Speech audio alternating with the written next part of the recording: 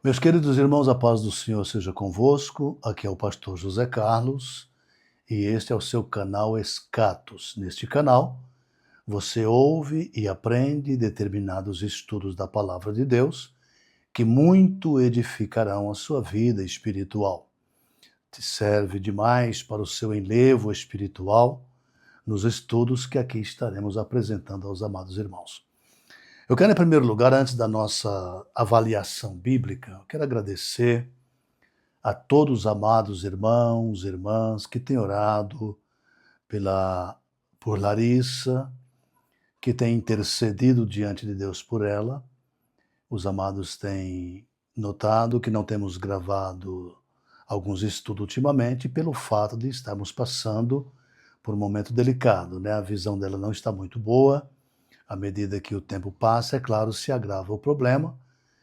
E nós que confiamos no poder de Deus não podemos desanimar. Pelo contrário, a gente prossegue conforme a determinação bíblica, como Deus disse para Josué no capítulo 1. Esforça-te e tem de bom ânimo. Nós estamos bem agradecidos aos irmãos pelas orações, pelas palavras de apoio e intercessões dos irmãos. Deus abençoe a todos vocês. E vamos agora para o nosso estudo da palavra do Senhor. Tá? Dentro desta série Fundamentos Proféticos, como você viu no primeiro vídeo, em nossa introdução, no segundo vídeo, O Futuro de Israel à Luz das Escrituras, hoje nós vamos falar um pouco sobre o futuro das nações.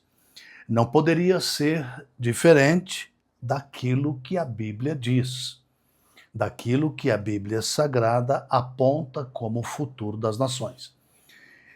E um juízo divino no nível que será a grande tribulação, é claro que as nações não passariam diante de Deus desavisadas. Na Escritura Sagrada, ele avisou, ele falou do dia do Senhor, do dia da ira, do dia da vingança. E esta vingança é justa. Por quê? Por que é justa? É porque o pecado do homem será levado em consideração no período chamado a Grande Tribulação. Então hoje estaremos tomando como base, aqui nos fundamentos da profecia, o chamado Dia da Vingança do Senhor, que se encontra em Isaías 61, no versículo 2, que está escrito assim: E apregoar o ano aceitável do Senhor e o dia da vingança do nosso Deus, e consolar todos os tristes. Observe a expressão dia da vingança do nosso Deus. Esse dia da vingança, a respeito dele, o Senhor Jesus falou em Lucas 4, verso 17 a 19. E observe que naquela passagem bíblica, o Senhor Jesus ele não mencionou propriamente dito o dia da vingança. Ele apenas anunciou o ano aceitável do Senhor. E nessa expressão ele encerrou a sentença. Mas existe o restante do versículo da profecia aqui nos fundamentos. O dia da vingança. E este dia da vingança, o que é esse dia da vingança? É aquele dia que começa a partir do capítulo 6 do Apocalipse. É aquele dia que recebe vários títulos, vários nomes aqui nas profecias, nos fundamentos proféticos. Por exemplo, em 34 de Isaías, observe bem como é tratado profeticamente o dia da vingança. No versículo 1 do capítulo 34 de Isaías, no verso 1, o Senhor diz o seguinte: Chegai-vos, nações, para ouvir, e vós, povos, escutai. Ouça a terra e a sua plenitude, o mundo e tudo quanto produz.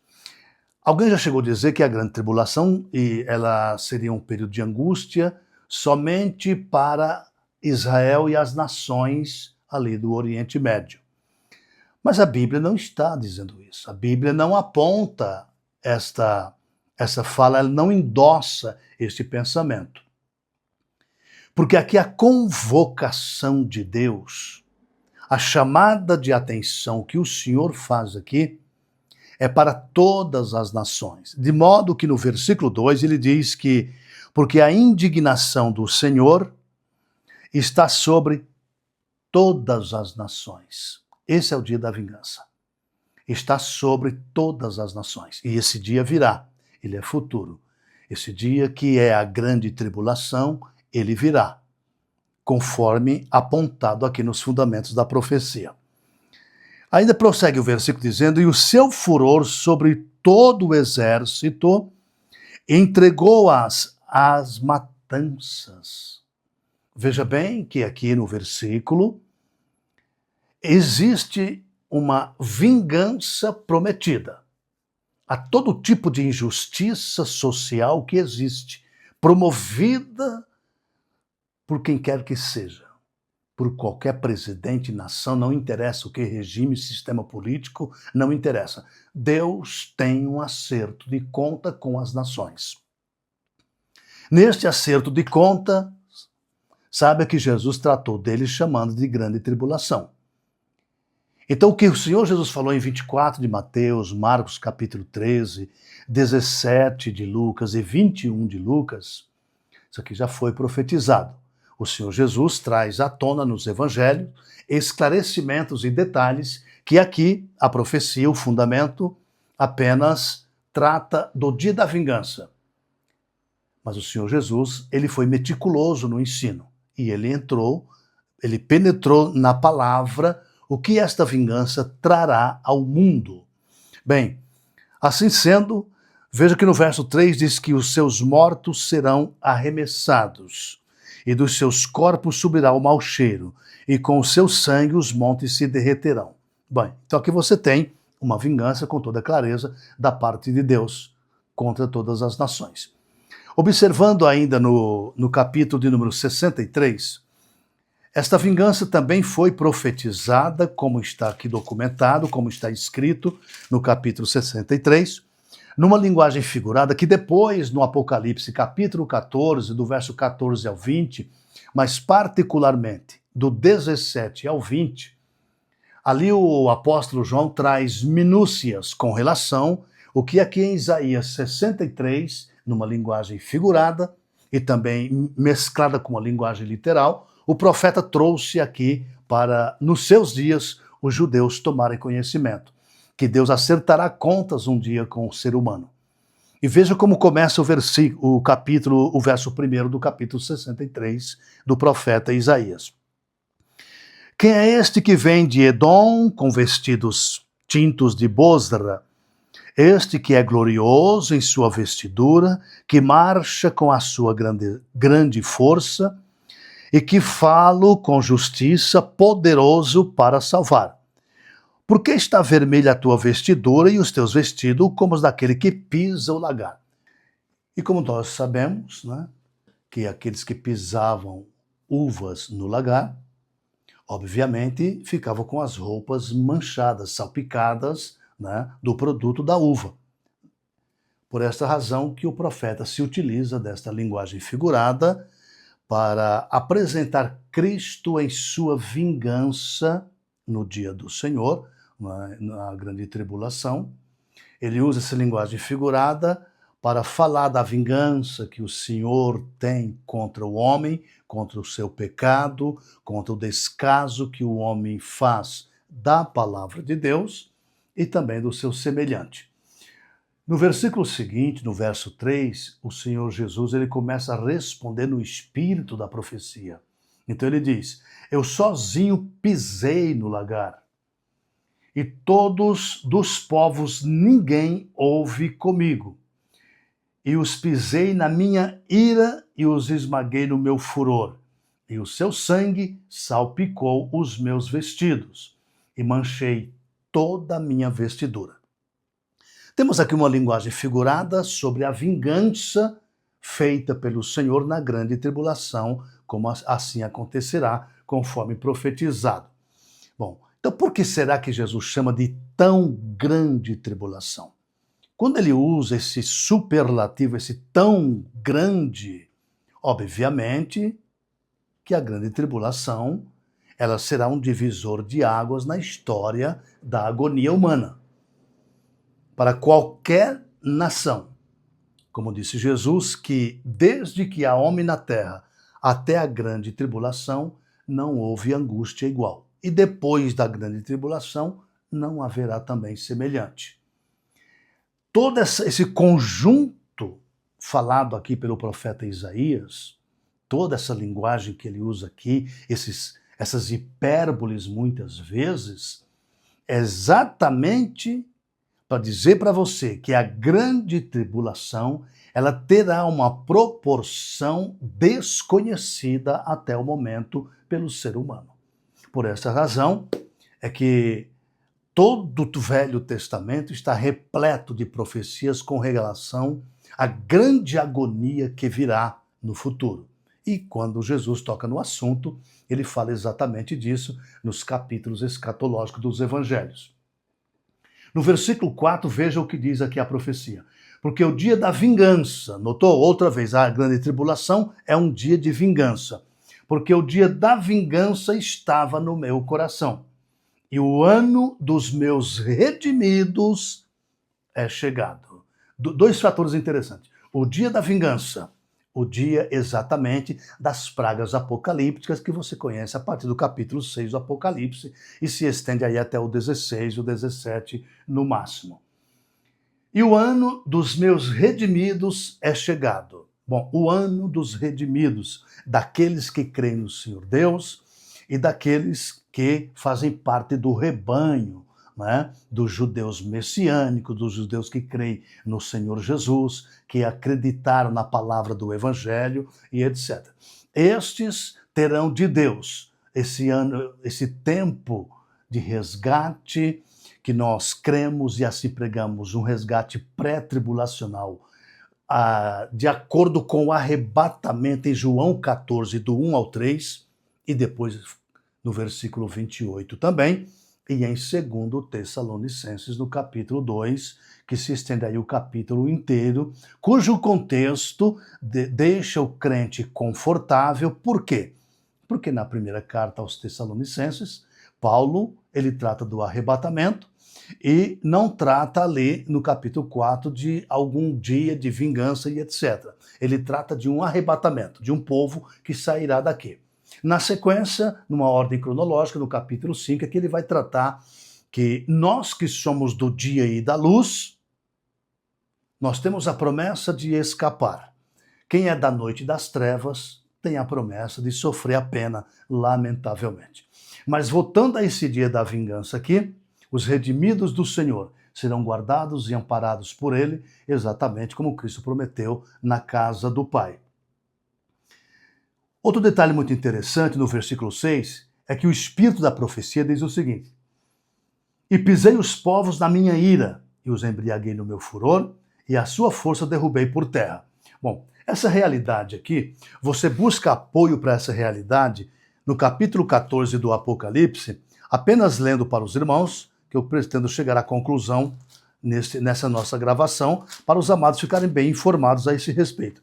No capítulo 14, no verso 17, e saiu do templo que está no céu outro anjo, o qual também tinha uma foice aguda.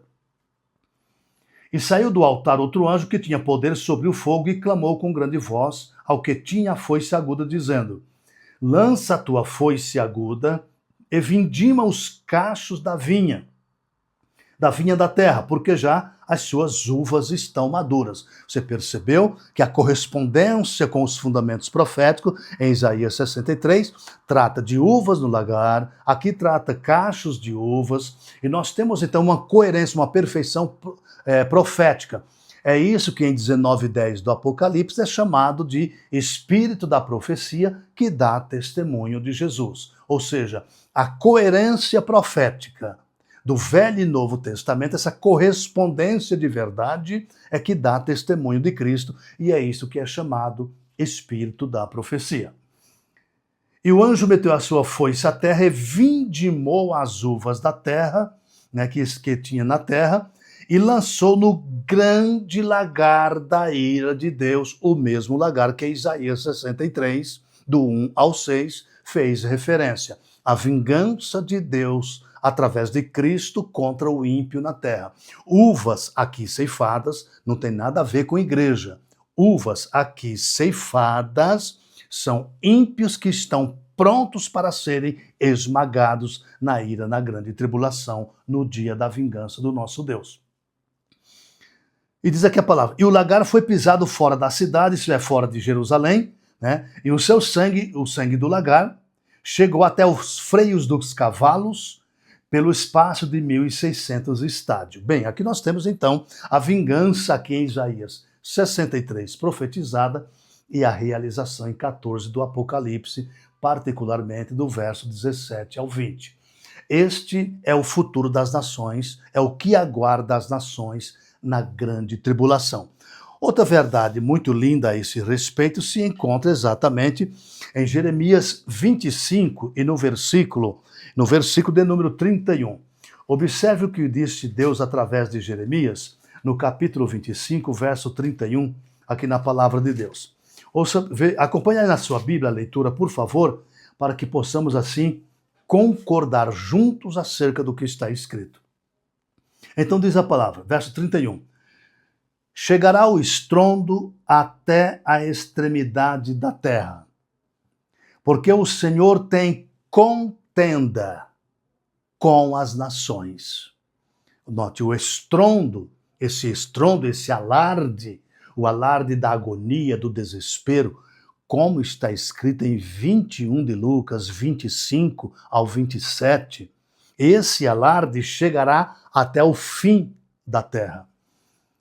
Depois, porque o Senhor tem contenda com as nações e entrará em juízo com toda a carne, os ímpios entregará à espada, diz o Senhor. Aí está. E no verso 32, assim diz o Senhor dos Exércitos, eis que o mal sai de nação para nação. E grande tormenta se levantará dos confins da terra. Queridos, tudo que os fundamentos da verdade diz, o Novo Testamento somente confirma, tanto nas palavras de Cristo como dos apóstolos, tão somente confirma o que está escrito. Deus tem uma vingança contra o homem e suas atitudes na grande tribulação. É isto que os fundamentos da profecia estão trazendo para nós, nos dando essa informação. Tais vinganças são contra os ímpios. Os juízos apocalípticos, divididos em 3 ais, são contra os ímpios. Nunca a igreja de Cristo estará aqui, conforme o arrebatamento pré-tribulacional definido por Cristo em João 14 e por Paulo em 2 Tessalonicenses capítulo 2. Esta verdade não pode ser mudada. Talvez algum teólogo queira mudar, tentando assim interpretar o Novo Testamento sem o apoio dos fundamentos da profecia, sem o apoio daquilo que foi dito pelos profetas.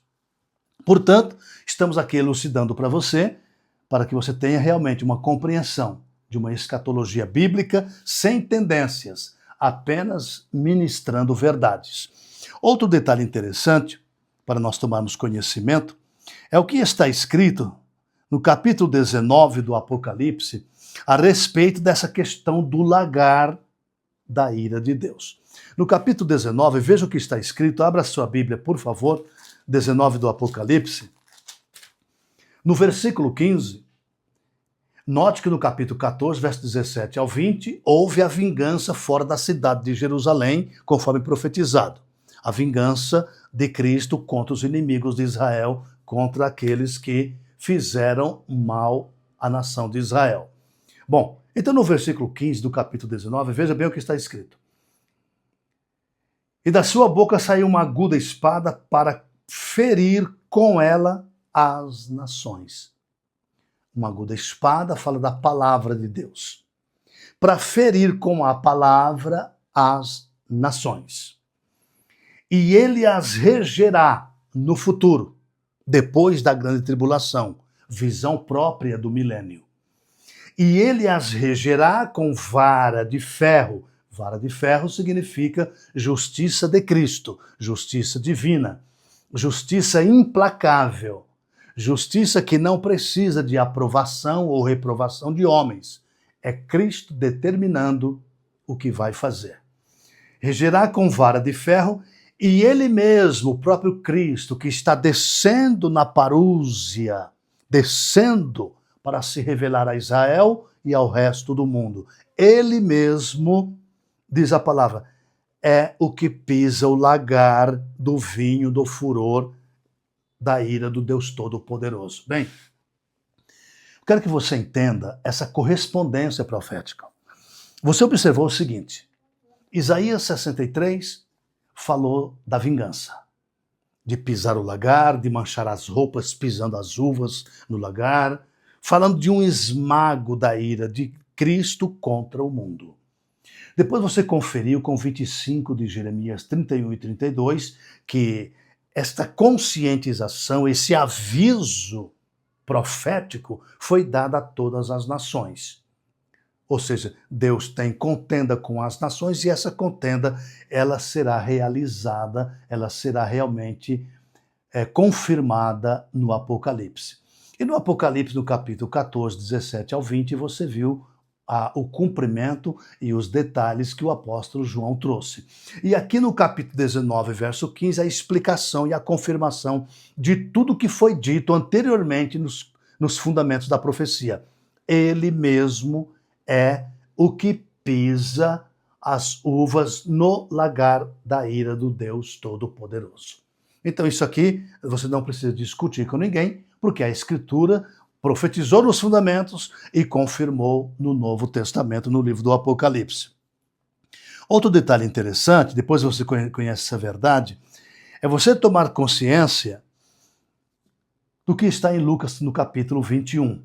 Nas palavras do próprio Jesus, Lucas capítulo 21, o Eterno tem aqui uma palavra para que você saiba que tudo aquilo que em Mateus 24 não ficou esclarecido suficiente, Lucas, que foi um detalhista em suas pesquisas, o Dr. Lucas, ele fez um apanhado muito interessante, muito bonito, quando ele escreve essas verdades.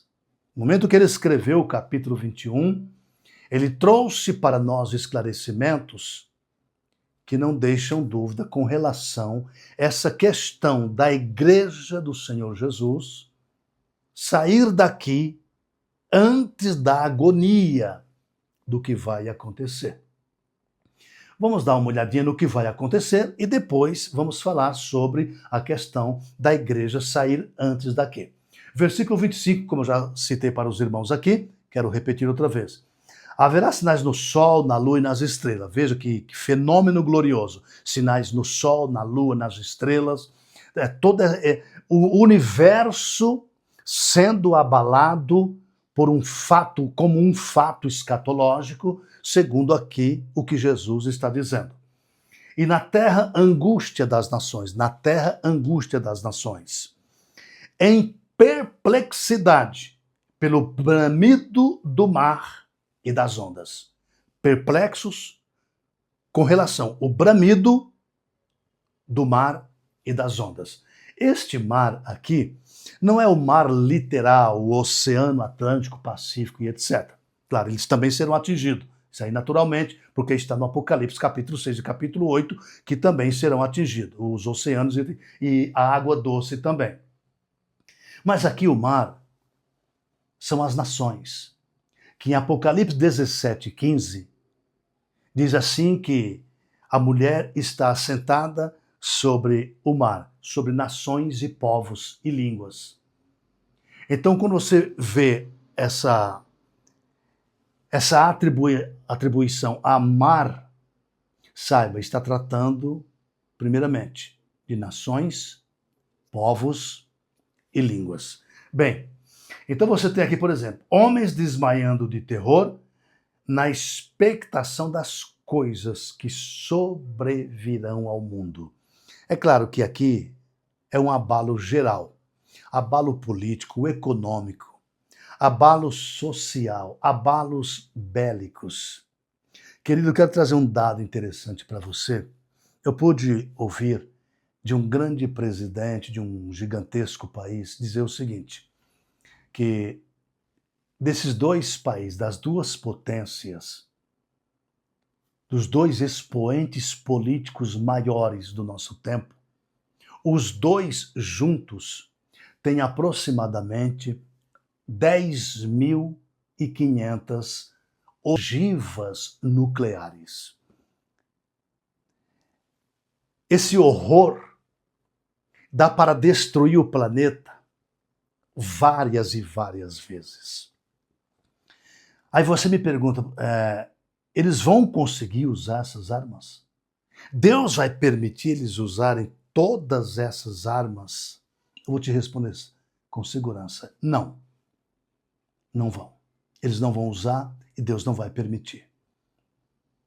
Nenhum desses dois países. Uma ou outra até pode surgir aqui ou ali, mas essas duas potências não vão usar 10.000 bombas atômicas para destruir o planeta e a civilização. Isso não vai acontecer. Tá? Eu te asseguro. Por quê? Porque o milênio está por vir depois da grande tribulação e Deus contará com a vida na terra. Aí está logo de cara para você tomar consciência desta verdade. O versículo 27. E então verão o Filho do Homem numa nuvem com poder e grande glória. Olha, aqui está. Até o versículo de número 33, quando ele diz que passará o céu e a terra, mas as minhas palavras não vão de passar, em Lucas capítulo 21, ele diz que todos esses horrores sobrevirão ao mundo. Todos, sem faltar um. Mas a esperança da igreja, o arrebatamento pré-tribulacional é apresentado aqui no versículo 34, 35 e 36. Como que é apresentado? Da seguinte maneira. E olhai por vós que não aconteça que os vossos corações se sobrecarreguem de glutonarias, embriaguez, cuidados da vida, e venha sobre vós de improviso aquele dia. Qual dia? Esse dia, o dia da vingança, o dia do juízo, que para as nações será enviado. Verso 35. Porque virá como um laço sobre todos os que habitam na face de toda a terra. Note, habitam na face de toda a terra. Somente para aqueles que habitam na face da terra, que têm a terra como a sua propriedade e moradia fixa e eterna. É para esses que vem a grande tribulação. Para a igreja não, por quê? Porque a igreja não é daqui da terra. A igreja, a cidade dela está no céu, de onde ela aguarda o Salvador, Jesus Cristo. E ele vem para levar essa igreja para este lugar. Filipenses capítulo 3, verso 20 e 21. A igreja está no contexto de Colossenses 3, do 1 ao 4. Se já ressuscitasses com Cristo, buscai as coisas que são de cima e não as que são da terra. Pensai nas coisas que são de cima. Isso é a igreja. Ela não tem a terra como a sua propriedade última. Porque já estáis mortos e a vossa vida está escondida com Cristo em Deus. E quando Cristo, que é a vossa vida, igreja, se manifestar, então vós vos manifestareis com ele em glória. Isso é a igreja espiritual. Igreja que aguarda Cristo e não o anticristo, que aguarda o arrebatamento e não o dia da vingança.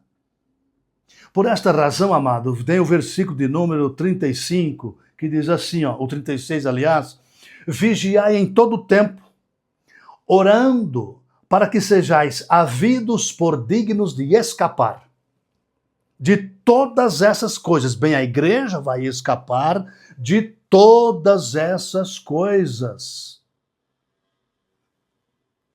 que hão de acontecer. Não tem versículo mais claro. E de estar em pé diante do Filho do Homem. Bom, então as coisas vão acontecer. todo juízo determinado. Neste capítulo, também contextualizado com o de Mateus, que é a mesma coisa, só que Mateus, por ser um evangelho totalmente judaico, voltado para os judeus, etc., ele não foi tão detalhista como Lucas. Então, se explica um capítulo, explica o outro. A Bíblia interpreta-se a si mesmo. Então, o capítulo 24 de Mateus, que você não entender, você busca apoio em Lucas capítulo 21 e capítulo 17. Você tem uma clareza melhor, um horizonte melhor para você trabalhar. Para você não ficar tentando colocar a igreja na grande tribulação, de uma vez que ela não é daqui, ela é um povo espiritual e Cristo tem outra promessa para ela. Então, observando aqui, essa verdade para que sejais havidos por dignos de escapar, do grego ekfugen, que literalmente é traduzido por sair em fugida, dar fuga, seria mais ou menos você sair em fuga. E este sair, para você não vivenciar os horrores da tribulação, aqui escrito no texto, é exatamente pelo processo do arrebatamento. Então aqui o que Cristo Jesus te dá, basicamente, é para você não confundir o dia de Cristo, de Coríntios 1:8 e de Filipenses 1:6, com o dia do Senhor, que é dia de vingança e de destruição. É diferente uma coisa da outra. Em outros vídeos dessas aulas de fundamentos proféticos, estaremos falando do dia do Senhor, do dia de Cristo e a diferença que há entre eles. Porque a confusão que nós estamos vendo é muito grande relacionada ao dia de Cristo, dia do Senhor, a confusão feita em 2 Tessalonicenses capítulo 2, e assim a igreja é empurrada para dentro da grande tribulação, e é isso que nós estamos aqui preocupados com a igreja, com o discipulado nos dias atuais, onde muita confusão, mas é muita confusão teológica, tem surgido assim e perturbado a vida dos discípulos. Outro detalhe interessante, que você agora acabou de conhecer, 21 de Lucas 25 ao 27, depois você viu que a igreja escapa a partir do verso 34 até o verso de número 36, você tem aqui uma saída, uma fuga dada por Cristo para a igreja, e esta fuga traduzida por arrebatamento. Então você não fique naquela preocupação que eu vou atravessar a tribulação, o que será de nós e etc. Não, as tribulações da vida nós sofremos, Cristo não nos isenta dela. Nós vivenciamos aquilo que está escrito em 14:22 de Atos. O dia a dia, a tribulação, conforme João 16:33. Tereis aflições, mas a grande tribulação, você tem aqui um consolo em 21 de Lucas 36. Portanto, as palavras de consolação que Paulo coloca no versículo 13 de 1 Tessalonicenses 4, consolar, não quero que sejais ignorantes acerca dos que dormem, como os demais. Esse os demais aparece também em 1 Tessalonicenses, no capítulo 5. Enquanto que Paulo se omite ao tratar dessa separação, igreja, que é do dia e é da luz, e os demais que são da noite e das trevas. Um escape está claro para os que são do dia e da luz, o que não é garantido para os que são da noite e das trevas, que vivem no pecado. Por esta razão, queremos deixar claro para você essa realidade, para você entender que o Senhor Deus tem para a igreja dele coisas bem melhores. Vamos dar uma olhadinha aqui em Romanos capítulo 2, versículo 5, capítulo 2 e 5 de Romanos.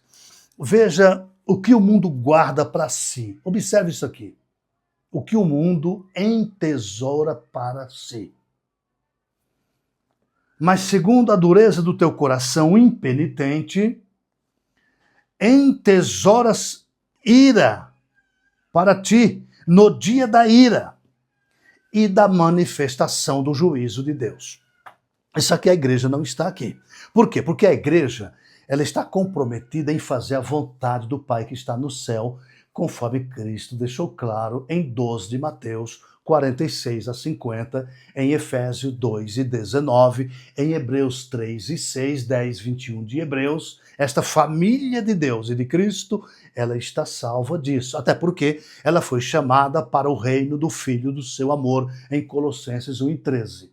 Ela não foi chamada para a grande tribulação, para a ira de Deus na terra, porque ela não está enquadrada no verbo katoikeo em Apocalipse 3 e 10. Ela está enquadrada aqui no verso 36 de Lucas, capítulo 21, onde ela escapa, ela sai, ela é retirada, conforme João 14, 1 ao 3. Alguns irmãos estão dizendo que a igreja estará com Cristo, mas não na casa do Pai, não no céu e etc. É uma pena esse tipo de interpretação.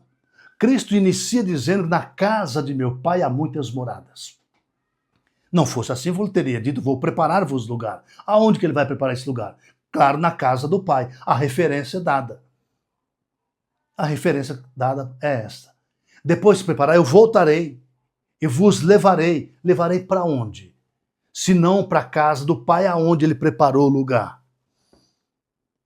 Então é uma questão de lógica. É uma questão de lógica e não de querer forçar uma interpretação para empurrar a igreja na grande tribulação. Lamentamos por essa interpretação, mas que Deus abençoe nossos irmãos assim, né? Mas queremos deixar claro para você que Deus tem para a igreja um escape. Deus tem para a igreja uma saída. Deus tem para a igreja um consolo pré-tribulacional, conforme as palavras que ele encerra o capítulo 2 de 2 Tessalonicenses, consolando com boas palavras, tornando um povo feliz e alegre. Por quê? Porque esse povo está enquadrado no que ele escreveu no capítulo 4, 13 a 18 da primeira epístola. E quando ele diferenciou esse grupo igreja dos demais, que é o mundo, ele deixou bem claro que nós somos do dia e nós somos da luz, e não da noite das trevas. Por isso sairemos antes daqui. Então, o futuro que aguarda as nações é de dor, é de angústia. Você viu em todas as referências aqui apontadas. O futuro que aguarda a igreja é o que está em João 14. Vos levarei para mim mesmo, para que onde eu estiver, estejais vós também. Os irmãos que dizem que Jesus levará para si, mas não para a casa do Pai, ele tem que nos explicar que galáxia Jesus vai nos deixar. Em que galáxia Cristo vai colocar a igreja, já que não vai levar no arrebatamento para a casa do Pai. Para onde ele vai levar essa igreja, né? Eles pregam um arrebatamento, que é aquele arrebatamento tipo ioiô, né? Bateu, voltou.